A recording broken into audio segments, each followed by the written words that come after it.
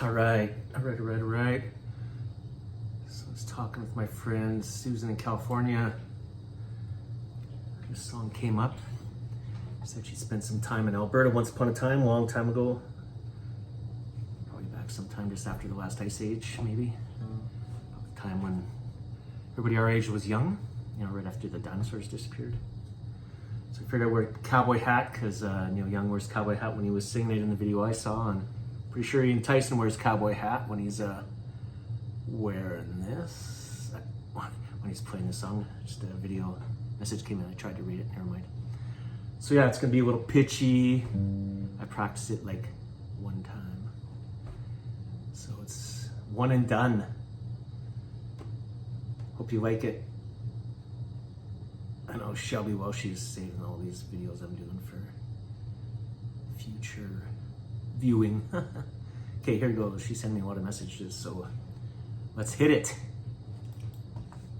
All right, don't drop my pick.